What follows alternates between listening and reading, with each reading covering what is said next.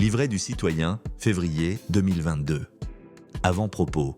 Vous avez souhaité déposer une demande d'acquisition de la nationalité française et vous manifestez ainsi votre volonté de rejoindre la communauté nationale, de respecter ses valeurs et de l'enrichir.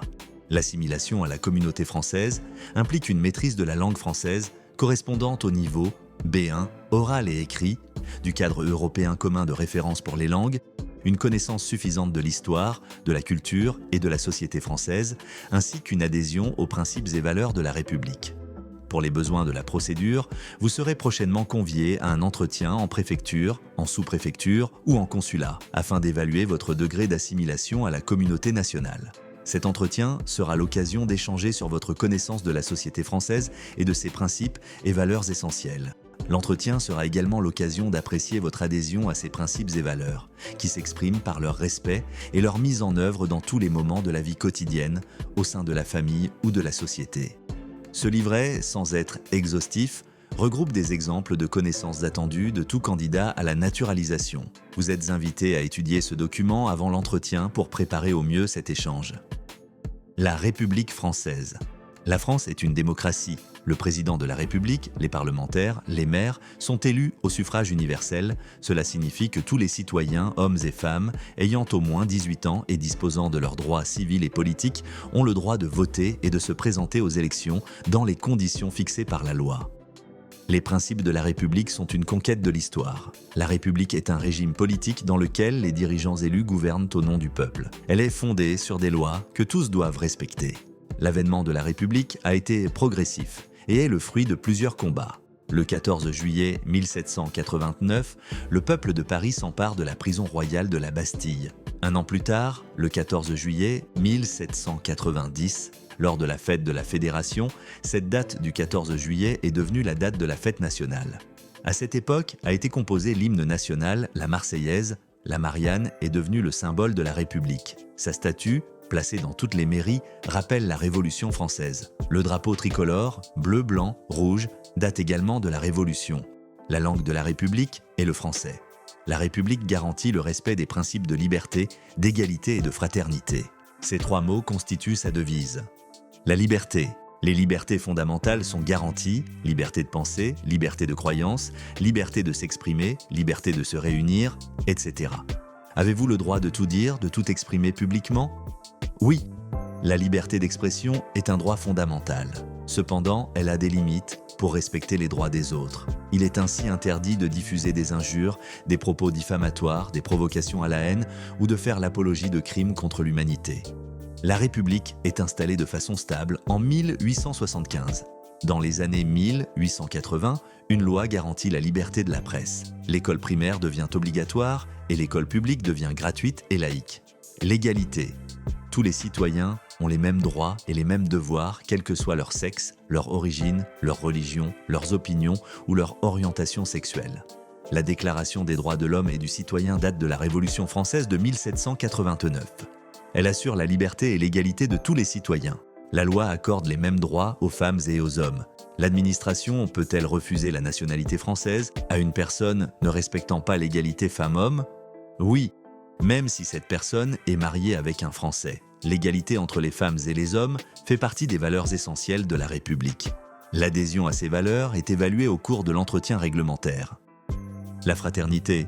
La France est fondée sur la volonté de vivre ensemble des citoyens français. Cette volonté se traduit par la solidarité entre les citoyens. Depuis 1945, le système de sécurité sociale, financé par les cotisations sociales, versées en France par les employeurs, les salariés et les non-salariés, ainsi que les impôts, est une illustration de ce principe de fraternité. La France condamne les discriminations fondées sur un motif prévu par la loi et qui entraînent une différence de traitement. Exprimer des opinions racistes à travers des propos ou des actes est répréhensible. Un employeur ne peut refuser d'embaucher un salarié en raison de ses origines, de son âge, de son handicap, de son appartenance à une ethnie ou à une religion, de son sexe ou de son orientation sexuelle. Toute décision, embauche, promotion de l'employeur doit être fondée sur des raisons professionnelles et non personnelles. Traiter moins favorablement quelqu'un en raison de ses origines, de sa religion ou de son sexe est une discrimination. Des valeurs, des principes. La laïcité. La laïcité est un principe fondamental de la République. Elle signifie que les affaires religieuses et les affaires publiques sont clairement séparées. Ce principe est ancien. Il est consacré par la loi de 1905 qui sépare les églises de l'État. Mais pour préserver l'ordre public, l'État peut restreindre le droit de manifester sa religion en public en vertu du principe selon lequel, ouvrez les guillemets, il est interdit à quiconque de se prévaloir de ses croyances religieuses pour s'affranchir des règles communes régissant les relations entre collectivités publiques et particuliers. Fermez les guillemets, ouvrez la parenthèse, Conseil constitutionnel 19 novembre 2004. Fermez la parenthèse. L'État garantit par ailleurs la liberté religieuse. Chacun est libre de croire ou de ne pas croire et d'adopter la religion qu'il souhaite. Les citoyens ont des droits et des devoirs. Chacun doit respecter les lois et les règlements. Les règles essentielles, applicables entre les personnes, sont définies par le Code civil. Il existe aussi des règles collectives, qui portent sur la vie en société et qui sont inscrites dans la loi. Par exemple, le Code pénal définit les infractions et les peines qui correspondent à leurs sanctions. Pourquoi les élèves des écoles, collèges et lycées n'ont-ils pas le droit de porter des signes religieux trop visibles dans les établissements scolaires ? La loi du 15 mars 2004 interdit de porter à l'école des signes ou des tenues qui manifestent ostensiblement, ouvrez la parenthèse, de manière trop visible, fermez la parenthèse, l'appartenance à une religion. En effet, l'école est une institution publique qui forme tous les citoyens. Elle doit donc être neutre face aux religions. L'interdiction de porter des signes religieux, ostensibles, contribue à protéger les mineurs contre les pressions dont ils pourraient faire l'objet par leurs camarades dans l'enceinte de l'école. La République française. Quelques droits et devoirs des citoyens français. Les droits de vote. Les citoyens bénéficient du droit de vote dès 18 ans, du droit d'accès aux emplois publics. Tous les citoyens ont accès, de façon égale, aux emplois dans l'administration. Ils sont sélectionnés exclusivement selon leur qualité et leurs compétences. Les devoirs. Respecter la loi. En effet, nul n'est censé ignorer la loi. Elle s'applique à tous. Contribuer au financement des services publics. Tous les citoyens doivent participer à la hauteur de leurs moyens au financement des services publics en payant des impôts. Ils participent au financement de la protection sociale par les cotisations prélevées sur leur salaire. Déclarer ses revenus et payer ses impôts est obligatoire. Contribuer à la défense nationale. En cas de guerre, tout citoyen peut être appelé dans l'armée à participer à la défense du pays. À partir de 16 ans, les Françaises et les Français doivent se faire recenser à la mairie pour participer à la journée défense et citoyenneté. Une organisation politique démocratique. La France est une démocratie et un état de droit. Son principe est le gouvernement du peuple, par le peuple et pour le peuple. Le pouvoir politique est soumis à la loi, c'est-à-dire qu'il doit fonctionner selon des règles prévues par la Constitution et la loi. Les lois traitent tous les citoyens de façon égale, l'indépendance de la justice est garantie, les partis politiques se forment et exercent leur activité librement. L'organisation de l'État est définie par un texte, la Constitution. Notre Constitution actuelle est celle de la Ve République, adoptée en 1958. Nos institutions sont fondées sur la séparation des pouvoirs exécutifs et législatifs et de l'autorité judiciaire. Ces pouvoirs et la justice ne doivent pas être exercés par la même autorité. Les principales institutions de l'État. Le président de la République est élu au suffrage universel pour 5 ans. Il nomme le gouvernement, dirigé par le Premier ministre, issu de la majorité aux élections législatives. Le Parlement, composé de l'Assemblée nationale et du Sénat, vote les lois et contrôle le gouvernement. Les députés à l'Assemblée nationale sont élus tous les 5 ans lors des élections législatives. Les sénateurs sont élus au suffrage universel indirect pour un mandat de 6 ans. La justice est rendue par les juges. Elle règle les litiges entre les particuliers ou les entreprises et entre les citoyens et l'administration. Elle sanctionne les infractions aux règles de droit par des peines prévues par la loi. Exemple, emprisonnement, amende ou les textes réglementaires. Des collectivités locales au plus proche des citoyens. Définition de citoyen. Tous les Françaises et Français âgés de plus de 18 ans et qui n'ont pas été privés du droit de vote par une décision de justice. Les citoyens élisent, dans les régions, les conseillers régionaux pour 6 ans. Les citoyens élisent, dans les départements, les conseillers départementaux pour 6 ans. Les citoyens élisent, dans les communes, le maire et les conseillers municipaux pour 6 ans. Les citoyens élisent le Parlement. Le Parlement vote les lois au nom du peuple. Il est décomposé de l'Assemblée nationale, du Sénat qui contrôle le gouvernement. Les citoyens élisent le président de la République, élu pour 5 ans. Ce dernier nomme le Premier ministre qui constitue le gouvernement. Le gouvernement détermine et conduit la politique de la nation. La commune, le département et la région. Au niveau local, 3 collectivités exercent des compétences en application des lois de décentralisation. La commune. La France compte 34 965 communes au 1er janvier 2021. Elles sont administrées par un maire et un conseil municipal. Elles sont responsables notamment des écoles maternelles et primaires, des activités sportives et culturelles, de l'entretien de la voirie communale. Elles tiennent l'état civil, c'est-à-dire qu'elles enregistrent les naissances, les mariages, les décès. Elles sont regroupées en intercommunalités, communautés de communes, métropoles, etc. Le département. La France compte 101 départements. Ils sont administrés par les conseils départementaux. Ils sont responsables notamment des collèges, de la protection de l'enfance, de l'aide aux personnes âgées. La région. Les 13 régions métropolitaines sont administrées par les conseils régionaux. Elles sont chargées notamment des transports publics, de la formation professionnelle, de la construction et de l'entretien des lycées. L'outre-mer. La France compte 12 territoires d'outre-mer. 5 sont à la fois des départements et des régions, Guadeloupe, Guyane, Martinique, Mayotte et La Réunion. 7 sont des collectivités d'outre-mer. Nouvelle-Calédonie, Polynésie française, Saint-Barthélemy, Saint-Martin, Saint-Pierre et Miquelon, terres australes et antarctiques françaises, et Wallis et Futuna. Dans les départements et les régions de métropole et d'outre-mer, l'État est représenté par les préfets ou par les hauts commissaires dans certaines collectivités d'outre-mer. Quelques repères historiques. Le fonctionnement et les valeurs de la société française trouvent de leur origine dans son histoire. Les éléments qui suivent ne visent pas à résumer toute l'histoire de France, mais à présenter quelques étapes majeures de sa construction, ainsi qu'à rappeler quelques événements qui font partie de la mémoire nationale. Préhistoire, 18 000 ans et 15 000 ans avant Jésus-Christ. La grotte de Lascaux, l'une des plus importantes grottes préhistoriques en France. Elle est connue pour la qualité de ses peintures. Image de la salle des taureaux, cheval brun à crinière noire entre les deux grandes représentations d'aurochs de la paroi de gauche. Antiquité, 50 ans avant Jésus-Christ, à partir des années 50 avant JC. L'installation des Romains a eu une influence durable car les populations locales adoptent leur mode de vie et la culture latine. Image du théâtre romain d'Orange dans la vallée du Rhône. Moyen-Âge, 5e siècle, Clovis, 466 à 511, unifie les royaumes de différents peuples francs. C'est une étape importante dans la construction de l'unité du territoire français. Il adopte la religion chrétienne. 15e siècle, Jeanne d'Arc, 1412 à 1431. Pendant la guerre de 100 ans contre l'Angleterre, cette jeune paysanne conduit les troupes françaises à la libération d'une partie du territoire français. Cette héroïne nationale incarne le courage au service de la France. 16e siècle, Henri IV, 1553 à 1610. Par l'édit de Nantes de 1598, accorde aux protestants la liberté d'exercer leur religion et rétablit la paix religieuse. Époque moderne, 17e siècle, Molière, 1622 à 1673. Le plus célèbre auteur de théâtre français a vécu au temps de Louis XIV. On lui doit des comédies comme L'Avare. 17e siècle, règne de Louis XIV, 1443 à 1715. La France est alors dirigée par une monarchie absolue. Le roi concentre tous les pouvoirs. À cette époque se met en place un État puissant et centralisé. 18e siècle, les philosophes des Lumières, Rousseau, Voltaire, Diderot, combattent à travers leurs œuvres pour la tolérance et la liberté de penser.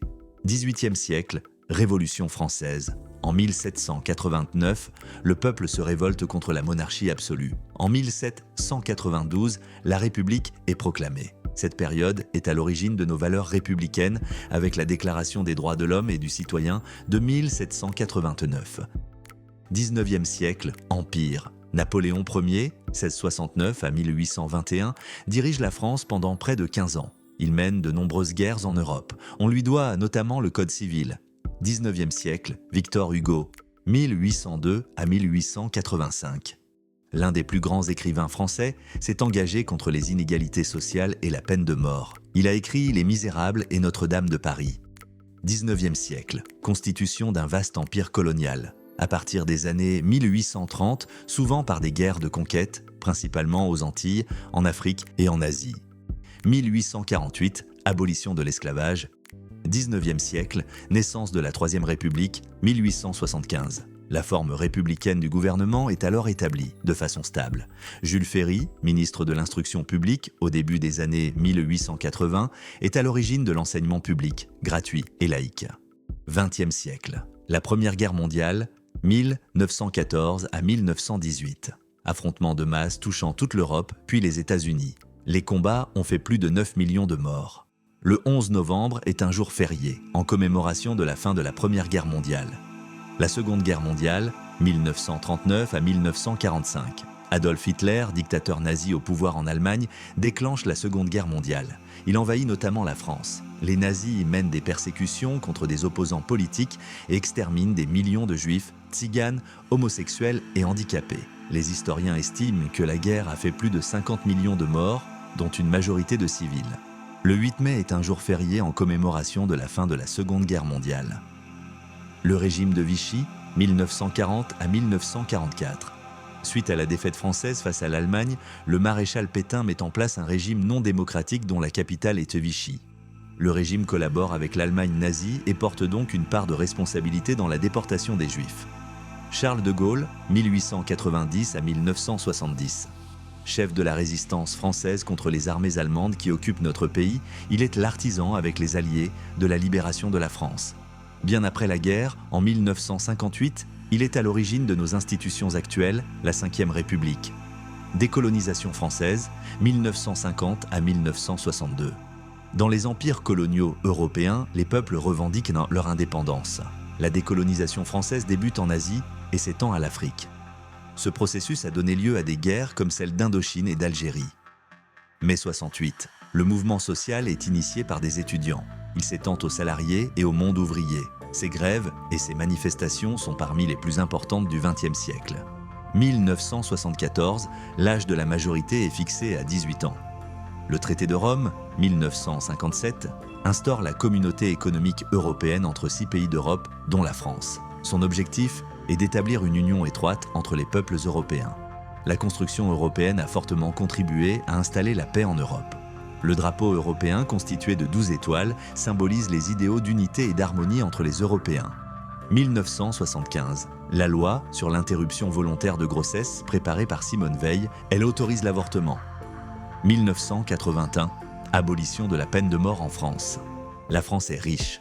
Au fil de son histoire, de nombreuses personnes sont venues s'installer et vivre en France. Beaucoup ont fait le choix de la nationalité française.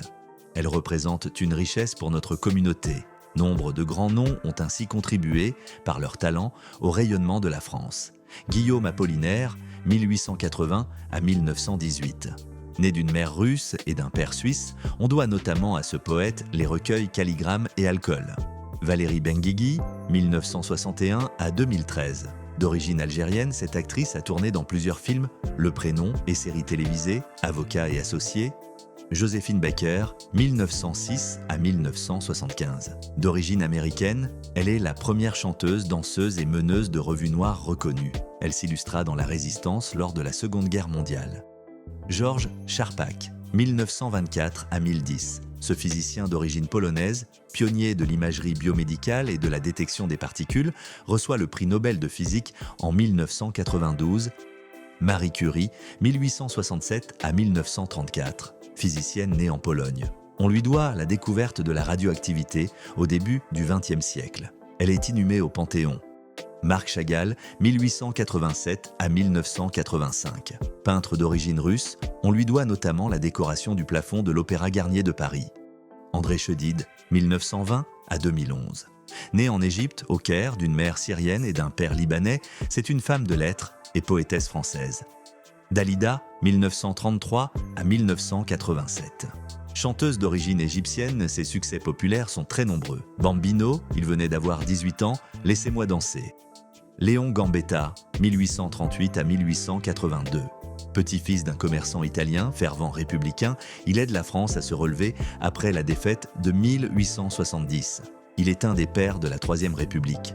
Romain Gary, 1914 à 1980. D'origine russe, c'est le seul écrivain à recevoir le prix Goncourt à 2 reprises. La première fois, en 1956, sous son vrai nom pour Les Racines du ciel, la seconde en 1975 sous le pseudonyme d'Émile Ajar pour La vie devant soi.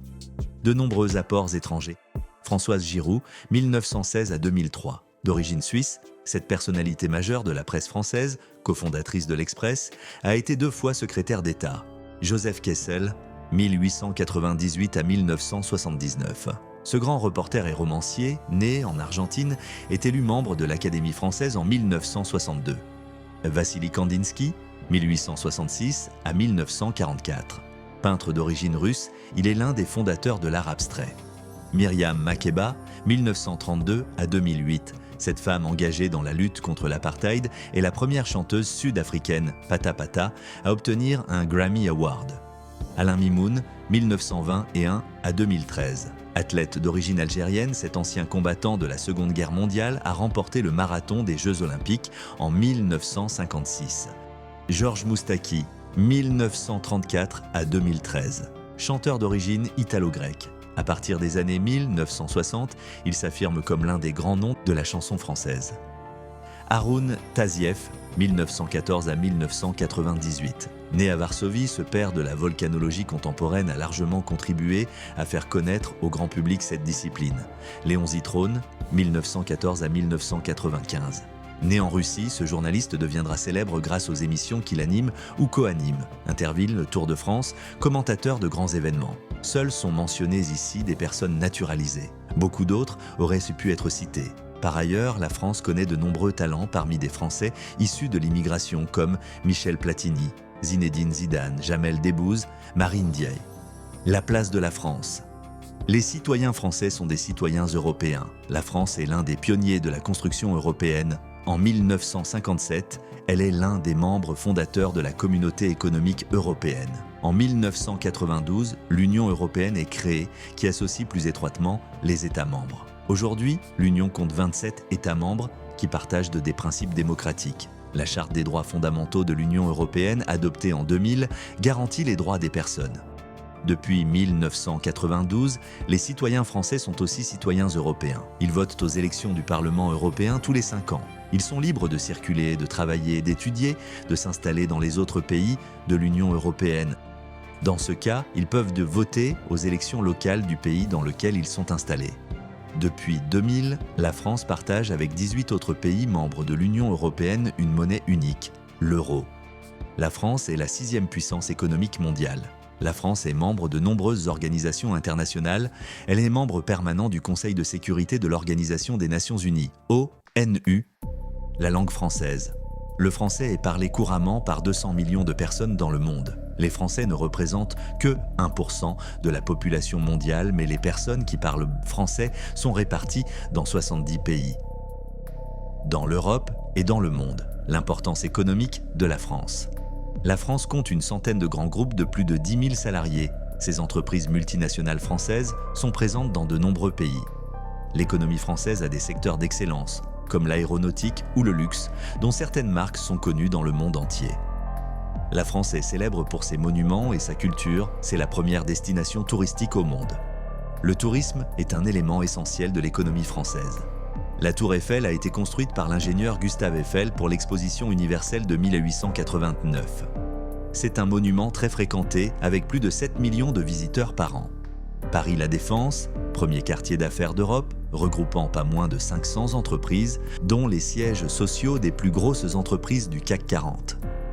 La France est également un leader mondial du transport maritime et ferroviaire. Le port de Nantes, Saint-Nazaire, plateforme internationale connectée à plusieurs modes de transport, maritime, fluvial, ferroviaire, terrestre et aérien. Quelques caractéristiques de la France. En 2021, la France compte 67,4 millions d'habitants, source INSEE. Son territoire s'étend sur 675 000 km² en métropole et outre-mer. La France compte 17 agglomérations de plus de 500 000 habitants. Réparties sur l'ensemble du territoire, ces métropoles ont une dimension internationale. Les 10 métropoles les plus importantes sont Paris, Lyon, Marseille, Toulouse, Lille, Bordeaux, Nice, Nantes, Strasbourg et Rennes. Quelques sites remarquables. Le Mont Blanc, sommet de la chaîne des Alpes, est la plus haute montagne d'Europe, 4810 mètres. Le Mont Saint-Michel est un îlot rocheux situé en Normandie dans une baie sur lequel s'élève une abbaye. Il est classé au patrimoine mondial de l'humanité par l'UNESCO. La France est parcourue par des fleuves importants. La Loire, la Seine, la Garonne, le Rhône, le Rhin. La Loire est le plus long fleuve français. La Déclaration des droits de l'homme et du citoyen de 1789. Article 1. Les hommes naissent et demeurent libres et égaux en droit. les distinctions sociales ne peuvent être fondées que sur l'utilité commune. Article 2. Le but de toute association politique est la conservation des droits naturels et imprescriptibles de l'homme. Ces droits sont la liberté, la propriété, la sûreté et la résistance à l'oppression. Article 3. Le principe de toute souveraineté réside essentiellement dans la nation. Nul corps, nul individu ne peut exercer d'autorité qui n'en émane expressément. Article 4. La liberté consiste à pouvoir faire tout ce qui ne nuit pas à autrui.